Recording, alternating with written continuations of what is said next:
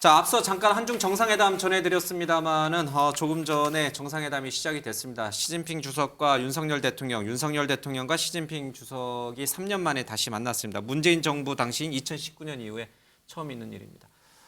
좀 회담 성과가 좀 많이 나왔으면 좋겠습니다. 특히 이제 북핵 문제와 관련 미사일 문제도 북한의 군사적 도발이 계속 잦아지고 있는데 이걸 막을 수 있는 거는 사실은 우리 중국밖에 없어요. 네, 최근에 북한의 탄도미사일 도발들이 있었는데요. 유엔 안보리에서 여기에 대한 규탄 결의안조차 통과되지 못했던 게 중국과 러시아의 반대 때문 아닙니까?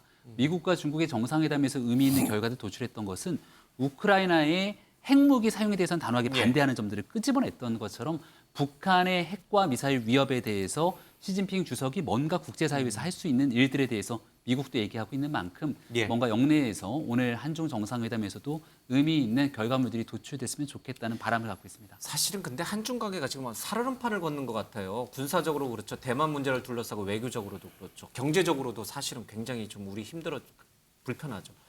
오늘 진짜 모멘텀을 좀 바꿀 수 있는 우호적 관계로 좀 바뀔 수 있는 그 자리가 됐으면 좋겠어요. 저는 오늘 저 자리가 일단 만남 자체가 굉장히 의미 있다고 보는 게요. 일단은 그 윤석열 대통령이 대만 해협에 대해서 명백하게 그 항해 자유를 침해한다고 비판을 했고, 특히 또 그저께는 한미일 삼국이 포괄적 어떤 그런 통해서 굉장히 좀 시진핑 입장에서는 좀 속이 조금 좀 불편한 그런 입장이거든요. 그래서 사실은 저 회의가 사실은 안 될 수도 있는데 이렇게 만났다는 것 자체가 굉장히 의미가 있다. 그런 생각을 합니다.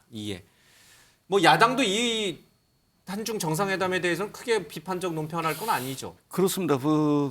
이런 바람을 가지고 있죠. 우리 대통령이 국제 외교 무대에 서게 되면 철저한 국익의 대변자, 국익의 옹호자가 돼야 되는 거 아니겠습니까? 그런 측면에서 지금 미중 갈등 때문에 대한민국이 특정 진영의 어떤 돌격대 뭐 이렇게 돼 가지고는 우리가 수출 주도 체제를 가지고 있는데 국익이 훼손될 우려가 좀 있다. 이런 이제 걱정들은 조금씩 하거든요.